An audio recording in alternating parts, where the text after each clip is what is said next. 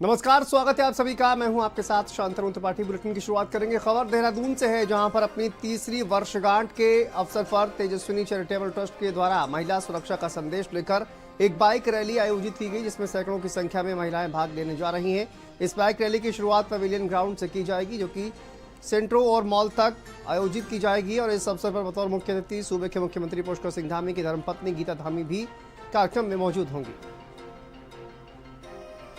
ये women bike rally है और हम तेजस्विनी चैरिटेबल ट्रस्ट का 3 साल का उत्सव मना रहे हैं, शक्ति का उत्सव।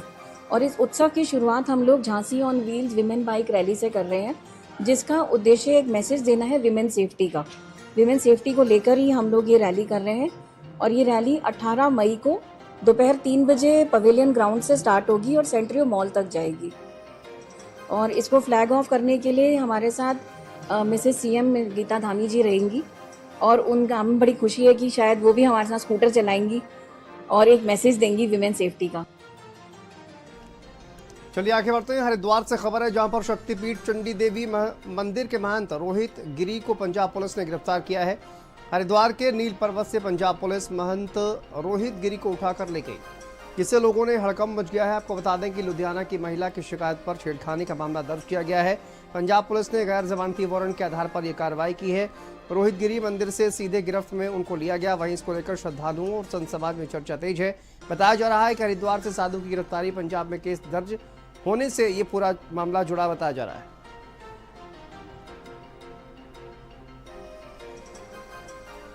आगे बढ़ते हैं। खबर हरदोई से है, जहां पर सांसद त्रिवेंद्र सिंह रावत की एंट्री हो गई है। विकास कार्यों पर मंथन शुरू हो गया है। लोकसभा सांसद त्रिवेंद्र सिंह रावत सीसीआर भवन पहुंचे, जहां जिला विकास समन्वय और निगरानी समिति की अहम बैठक में भाग लिया। वहीं बैठक में शहरी विधायक मदन कौशिक, रानीपुर विधायक आदेश चौहान, जिला पंचायत अध्यक्ष किरण चौधरी सहित जिले के वरिष्ठ अधिकारी जनप्रतिनिधि मौजूद रहे। चलिए आगे बढ़ते हैं। अगली खबर बागेश्वर से, जहां कपकोट क्षेत्र के अंतर्गत हिमालयी क्षेत्रों में रहने वाले गांवों को जोड़ने वाली सड़कों में विभागीय और राजनीतिक भ्रष्टाचार का मामला सामने आया है। जिला पंचायत बागेश्वर के पूर्व अध्यक्ष हरीश ऐठानी ने कपकोट विधायक सुरेश गढ़िया की पोल खोलते हुए कपकोट में विकास के नाम पर हो रहे सामूहिक भ्रष्टाचार को उजागर किया है। रिखाड़ी वाचम सड़क है, जो प्रधानमंत्री ग्रामीण सड़क योजना RWD कपकोट के अधीन आती है। इसका नाम रिखाड़ी वाचम मोटर मार्ग के नाम से जाना जाता है। अब ये इस सड़क से आगे, जहां पर मैं बोर्ड से आगे चल रहा हूं, ये सड़क है लोक निर्माण विभाग की कपकोट पिंडारी ग्लेशियर मोटर मार्ग। इसमें अभी आप नीचे अगर हम लोग जाएंगे तो सोलिंग, डामरीकरण, चौड़ीकरण का कार्य शुरू हुआ है। आगे बढ़ते हुए खबर हरिद्वार से है, जहां पर गंगा पर बने पुलों के जीर्णोद्धार की मांग को लेकर एक दिवसीय धरना प्रदर्शन स्थानीय प्रदर्शनकारियों ने किया है। मुख्यमंत्री पुष्कर सिंह धामी के प्रकोष्ठ में हॉटलाइन ऑनलाइन हरिद्वार लोक निर्माण विभाग के खिलाफ शिकायत दर्ज कर संबंधित अधिकारी के खिलाफ जांच बिठाकर कानूनी कार्रवाई की मांग की गई है। संजय चोपड़ा ने कहा कि विष्णु घाट पुल से रोजमर्रा में तीर्थ और श्रद्धालुओं का हजारों की तादाद में आना जाना रहता है। उत्तराखंड चारधाम यात्रा की दृष्टि से मुख्यमंत्री पुष्कर सिंह धामी के निर्देशन में सभी सड़कों को गड्ढा मुक्त बनाए जाने के साथ धर्मनगरी हरिद्वार के गंगा के पुलों का भी जीर्णोद्धार कराया गया। जो एमसी वर्ग 74 में इस पुल का निर्माण हुआ था, विष्णु घाट का ये पुल है। और सीधा सीधा अगर आप कहेंगे तो ये जो राम बाजार है, मोती बाजार है, बड़ा बाजार है, इसमें जब तीर्थ यात्री का बहुत ज़्यादा भराव हो जाता है, तीर्थ यात्री का दबाव हो जाता है, उस दौरान जो है तीर्थ यात्री इस पुल के माध्यम से हर की पौड़ी जाते हैं, दूरी बेल वाला होते हैं। इसका संज्ञान लोक निर्माण विभाग ले, लेकिन लोक निर्माण विभाग के कानों पर जरा सी भी जू नहीं रहेंगी है। तो इसमें नितांत रूप से इसकी आवश्यकता है कि इसका जीर्णोद्धार हो। ये सारे पुलों सही होने चाहिए, ये नहीं कि इसकी रंगाई पुताई करती। आगे बढ़ते हुए खबर काशीपुर से है, जहां पर सूबे के मुख्यमंत्री पुष्कर सिंह धामी ने उत्तराखंड हज समिति का पुनर्गठन कर दायित्वों से नवाजा है। इसमें ऊधम सिंह नगर जिले के काशीपुर में सेवानिवृत्त अधिशासी अधिकारी फहीम खान को उत्तराखंड सरकार ने उत्तराखंड हज समिति में सदस्य बनाया, जिसमें देखिए नगर में खुशी की लहर। वहीं फहीम खान के घर पर बधाइयों का तांता लगा हुआ है। निवृत्ति के बाद माननीय श्री पुष्कर सिंह धामी मुख्यमंत्री उत्तराखंड सरकार द्वारा मुझे हज कमेटी में सदस्य पद पर नवाजा गया। मैं उनका दिल की गहराइयों से हार्दिक अभिनंदन, हार्दिक स्वागत करता हूं। और मेरा प्रयास रहेगा कि माननीय सीएम साहब के दिए विश्वास को मैं बनाए रखूं। इसके साथ ही जिला ऊधम सिंह नगर के जिला अध्यक्ष माननीय मनोज पाल जी का भी मेरे इसमें बहुत सहयोग रहा, उनका भी मैं आभारी रहूँगा। चलिए आगे बढ़ते हैं। हल्द्वानी से खबर है, कोतवाली क्षेत्र के अंतर्गत बाबा रामपाल के आश्रम को सील करने की कार्रवाई की गई है। सिटी मजिस्ट्रेट एवं प्राधिकरण के संयुक्त सचिव एपी वाजपेयी के निर्देश के बाद पुलिस भारी संख्या में पुलिस बल पहुंचा फोर्स डहरिया स्थित बाबा रामपाल के आश्रम। और इस दौरान सिटी मजिस्ट्रेट प्राधिकरण के संयुक्त सचिव AP Vajpayee, SP city Prakash Chandra, देखिए ये दहरिया स्थित एक भवन है जो हमारे बिल्डिंग बायलॉज के अनुसार आवासीय मानचित्र के रूप में स्वीकृत इसको कराया गया है। और ये शिकायत मिली थी कि इसका उपयोग जो है असेंबली बिल्डिंग के तौर पे हो रहा है, और जो हमारे बायलॉज हैं उसके तहत असेंबली बिल्डिंग के लिए जो निर्धारित मानक हैं उसका ये पालन नहीं करता है। और उसमें जो कि पार्किंग के लिए अलग रूल्स हैं, रोड वाइडनिंग है, इसके अलावा मिनिमम जो रिक्वायरमेंट है प्लॉट साइज़ की वो भी ये फुलफिल नहीं करता है। तो इसका पूर्व में चालान किया गया था और इसमें वाद भी दर्ज किया गया है। उसी क्रम में जो कि यहाँ पर काफ़ी संख्या में लोग एकत्र होते हैं और जन सुविधा के हिसाब से भी और जनहानि किसी प्रकार की ना हो, इन बातों को ध्यान में रखते हुए और वायलेशन को देखते हुए इसको सीलिंग के ऑर्डर थे, उसी क्रम में आज ये कार्रवाई की गई।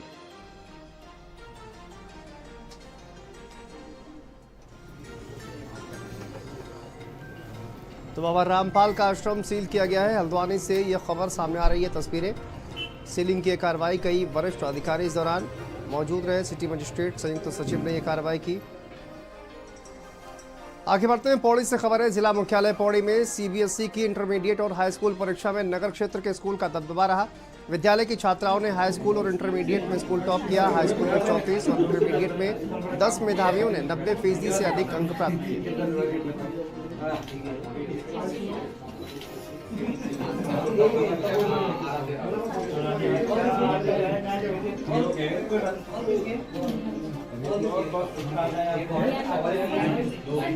तो मेरे 12th क्लास में 96% आए। सीबीएसई बोर्ड था मेरा, और तैयारी तो मेरी यही थी कि मैंने शुरू से कंसिस्टेंसी मेंटेन करके रखी थी। अपना टाइम टेबल बनाती थी, शेड्यूल सुबह से ही बना देती थी। As I am early bird, तो सुबह से अपना रूटीन बना दिया और फिर उसी को फॉलो करती रही।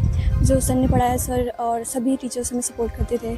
हमेशा रेगुलर बेसिस में टेस्ट लेते थे, तो बस टेस्ट के अकॉर्डिंग तैयारी करती थी। धीरे धीरे करके बस पूरा अपना सिलेबस कवर किया। लास्ट में बहुत सारे क्वेश्चन प्रैक्टिस करे और बस PYQs लगाए और धीरे धीरे करके बस 96% आ गए। साल भर जो टीचर मेहनत कराते हैं और उसके बाद जो ये प्रतिफल मिलता है, इसमें खुशी। सारे टीचर भी अभी तक यहाँ इतना टाइम हो गए थे, सारे टीचर यहीं हैं, सारा स्टाफ यहीं है, तो सब खुशी का माहौल बना हुआ है। और ये सारी मेहनत जो टीचर है और बच्चे हैं और अभिभावक हैं, सबको मिलकर ये मेहनत की है, इसीलिए इसका परिणाम रहा है। इस समय हमारे पास वर्तमान में 10th में जो हाईएस्ट परसेंटेज था वो 98.5 रहा। खबर कोटद्वार से है, जहां पर समाज सेवा के क्षेत्र में बड़ी लकीर खींच गए पौड़ी जिले के सतपुली निवासी सुंदर सिंह चौहान। आपको बता दें, भगीरथी नदी के किनारे उनके पैतृक घाट पर बुधवार को अंतिम संस्कार किया गया। उनके बेटों ने उन्हें मुखाग्नि दी। इस दौरान पूर्व मुख्यमंत्री तीरथ सिंह रावत सहित हजारों लोगों ने उन्हें नमाकों से अंतिम विदाई दी। गरीब जनता के दुख दर्द को अपना दुख दर्द समझकर उसे सबसे पहले दूर करने वाले सुंदर सिंह चौहान के निधन से पूरी नयार घाटी में शोक की लहर है। स्वर्ग में जाएं, धरती में जाएं, उच्च प्रकाश पर बैतरी पार हो जाएं। और आज जो है उन्होंने अपने जीवन में जो काम किए हैं उसके हम जो है कोई भी प्रशंसा नहीं कर सकते हैं। कन्याओं का दान हुआ, ये भी चलता रहेगा। जो वो छोड़ गए यहाँ पे वो अधूरे नहीं होंगे, पूरे होते चलते जाएंगे। सबका जो है जैसे भी उन्होंने अपने उनको बच्चों को भी समझा दिया कि भाई ये जो कम न हो। मैं पहले से समाज सेवा से जुड़ा था, लेकिन सामाजिक सेवा के लिए आर्थिक सहयोग बहुत चाहिए, समर्थन बहुत चाहिए। तो मेरे पास एक ही विकल्प था, अगर कहीं किसी की मदद करनी है तो मैं खंडूड़ी जी आपके माध्यम से बताना चाहूँगा कि किसी गरीब को अगर कहीं हमने मदद दिलानी हो तो जो सरकारी तंत्र मदद करता है गरीबों को, उसमें टाइम लगता है। लेकिन जब तक सरकारी तंत्र व्यवस्था करने या मदद करने आगे, उससे पहले चौहान जी का पूरा परिवार या चौहान जी का जो अपना पूरा टीम है, उनके आदमी वहाँ, चाहे कम्बल हो, चाहे राशन हो, चाहे सड़क कहीं बंद हो, उनकी जीएसबी मशीन सबसे पहले वहाँ पहुँच जाती है। चलिए आगे बढ़ते हैं। खबर कोटद्वार से है, जहां पर central board of secondary education ने 10वीं और 12वीं के बोर्ड रिजल्ट एक साथ जारी कर दिए हैं। उत्तराखंड में 10वीं के स्टूडेंट का पासिंग परसेंटेज 92.99% रहा है। उत्तराखंड का 12वीं का पासिंग परसेंटेज 86.15% रहा। वहीं कोटद्वार में स्कॉलर्स एकेडमी के छात्र छात्राओं ने बेहतर प्रदर्शन किया है। उनका रिजल्ट 100% रहा है। स्टेट रैंकिंग में भी यहाँ के छात्र छात्राओं ने बेहतर प्रदर्शन किया है। सबका ही अच्छा आया है, ऐसा नहीं है कि सिर्फ मेरा ही अच्छा आया है। सबकी थोड़ी बहुत मतलब आगे पीछे रहता है, बट ऐसा नहीं है कि सबने उतनी मेहनत करी थी।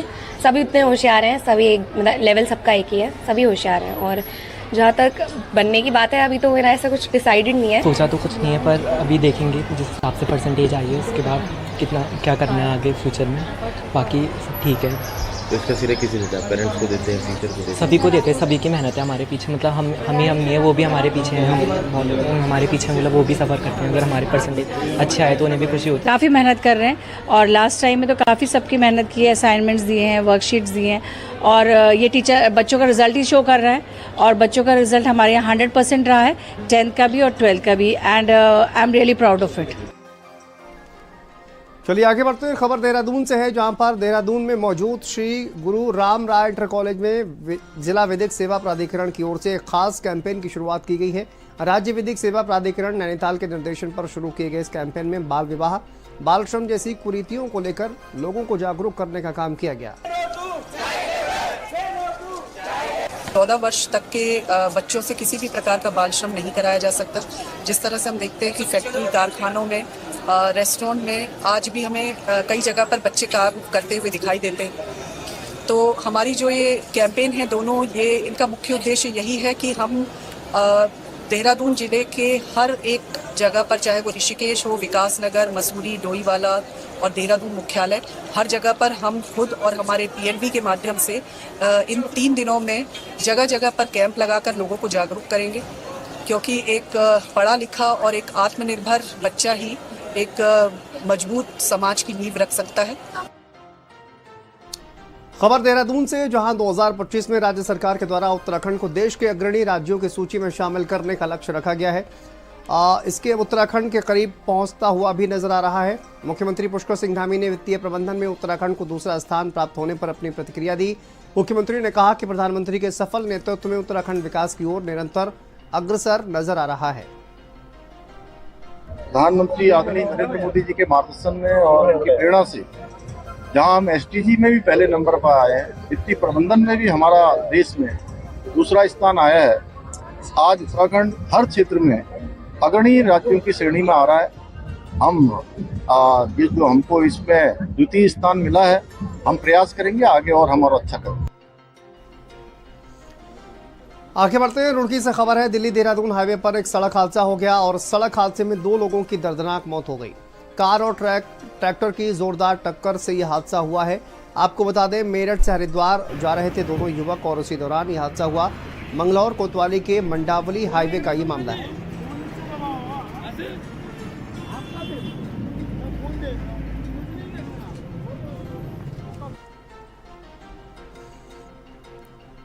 देहरादून से खबर है, जहां पर दून वैली महानगर उद्योग व्यापार मंडल के व्यापारियों के द्वारा डीएम के माध्यम से मुख्यमंत्री के नाम में ज्ञापन सौंपा गया।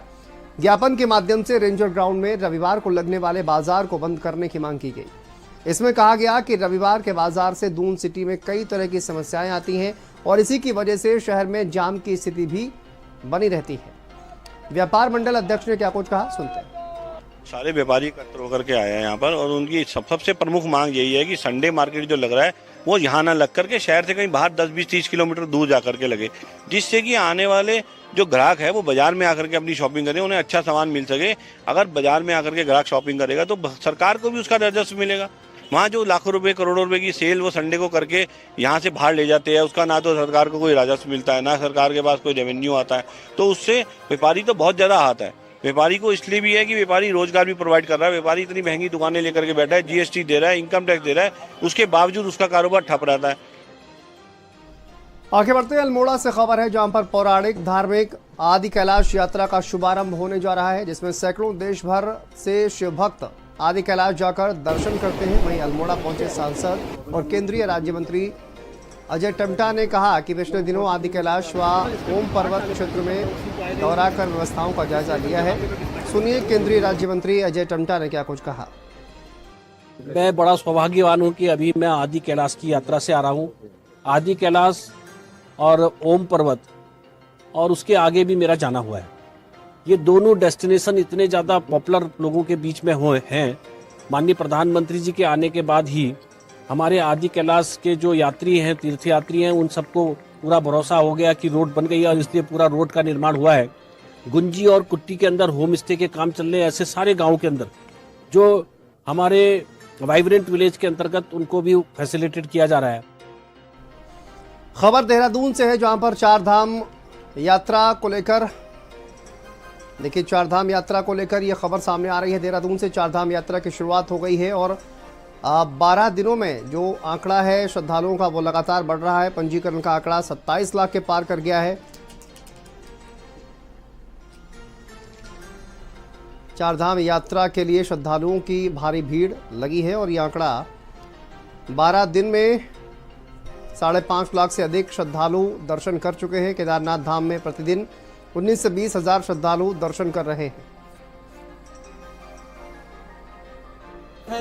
इस साल तो मैं माननीय मुख्यमंत्री जी का बहुत बहुत धन्यवाद करूंगी।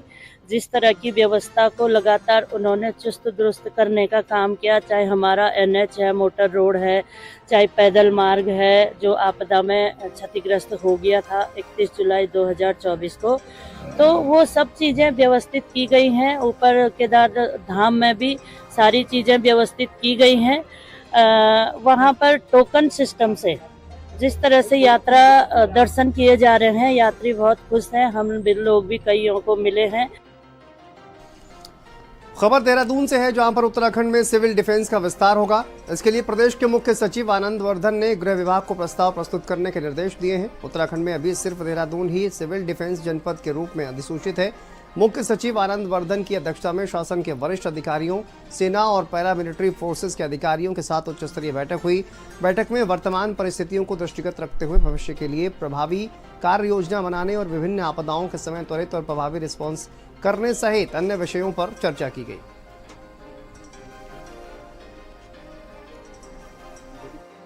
कल चीफ सेक्रेटरी सर ने बैठक किया है जिसमें लगभग सभी महत्वपूर्ण विभागों के अधिकारी शामिल थे।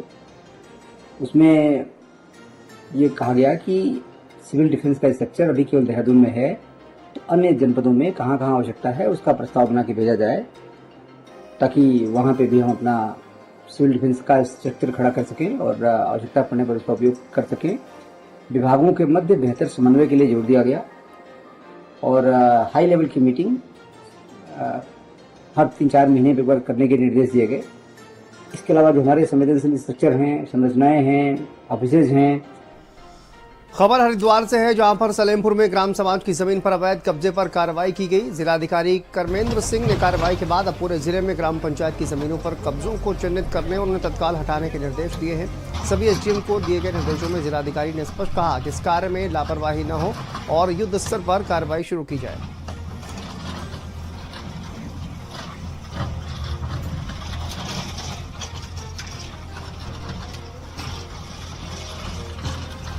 सभी तहसील में एसडीएम्स को, तहसीलदार को ये आदेश निर्गत किए गए हैं कि जो भी ग्राम समाज की जमीनों पर अतिक्रमण हो तो उनको तत्काल चिन्हित करें और चिन्हित करके उस पर अतिक्रमण हटाने की कार्रवाई करें। और इसी क्रम में सभी तहसीलों के द्वारा कार्रवाई की जा रही है। और अभी हाल ही में काफ़ी अच्छी कार्रवाई हुई हैं। बहुत सारी ज़मीनें जो ग्राम समाज की थी, जहाँ पर कुछ लोगों ने अवैध रूप से प्लाटिंग की थी या निर्माण किए थे, उनको भी ध्वस्त किया गया है और आगे भी कार्रवाइयाँ लगातार चलती रहेंगी। खबर देहरादून से जहां उत्तराखंड में बढ़ते नशे के खिलाफ उत्तराखंड क्रांति दल पूरे प्रदेश में नशाबंदी को लेकर एक प्रदेश व्यापी अभियान चलाने जा रहा है। इस अभियान की शुरुआत 15 मई से देहरादून के पटेल नगर क्षेत्र से होगी, जिसके दौरान रैली निकालकर लोगों को जागरूक किया जाएगा। 15 मई 2025 को पटेल नगर चौकी देहरादून से हम इसको प्रथम चरण में प्रारंभ करने जा रहे हैं।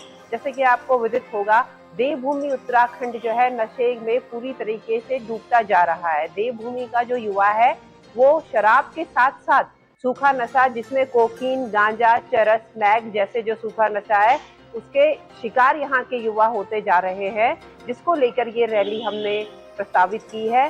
तथा रैली प्रथम चरण में ब्रह्मपुरी इलाके में, जहाँ पर देहरादून में सबसे ज्यादा नशा यहाँ पर महानगर देहरादून में बिकता है, वहाँ पर ये रैली और चेतावनी रैली हम करने जा रहे हैं। आगे बढ़ते हुए खबर पौड़ी से है, जहां उप जिलाधिकारी रेखा आर्य के नेतृत्व में अल्पसंख्यक कल्याण और शिक्षा विभाग की टीम ने जेल गदेरे के समीप संचालित हो रहे मदरसे का निरीक्षण किया। इसी कड़ी में आर्य ने बताया कि मदरसा संचालक ने एजुकेशन सोसाइटी का पंजीकरण तो करवाया, लेकिन उत्तराखंड अशासकीय अरबी और फारसी मदरसा मान्यता विनियमावली 2019 के अंतर्गत पंजीकरण नहीं करवाया है, जबकि नियमानुसार मदरसे में पढ़ाने के लिए उक्त पंजीकरण आवश्यक है। मान्यता न होने पर मदरसे को सील करते हुए नियमानुसार मान्यता लेने के निर्देश दिए गए। जिला अल्पसंख्यक अधिकारी जो हमारे सहायक समाज कल्याण अधिकारी मौके पर थे, उप शिक्षा अधिकारी और राजस्व की टीम और पुलिस विभाग के द्वारा वहां पर उनके कागजातों की जांच की गई, जिसमें वहां पर जो मौजूद कोषाध्यक्ष थे उनके द्वारा बताया गया कि उनके मदरसे की उन्हें मान्यता नहीं दी गई है, जिसके क्रम में उन्हें उत्तराखंड मदरसा नियमावली को बताया गया तथा उन्हें मदरसे को संचालन के लिए विधिवत जो भी जिला अल्पसंख्यक अधिकारी के कार्यालय में अपने कागजात जमा कराने के लिए निर्देशित किया गया है और तब तक के लिए उनके मदरसे को नियमानुसार सील की कार्रवाई की गई है। खबर बागेश्वर से है, जहां पर्यटन को लेकर जिला प्रशासन बेहद एक्टिव है और इसी कड़ी में जिलाधिकारी आशीष भट्टगाई ने पर्यटन को लेकर आदेश जारी किए हैं। डीएम ने बताया कि बागेश्वर पर्यटन विभाग 3 दिन में एसओपी तैयार करेगा। वहीं उन्होंने बताया कि हिमालय चढ़ने वाले सभी टेकरों का पंजीकरण भी जरूरी है।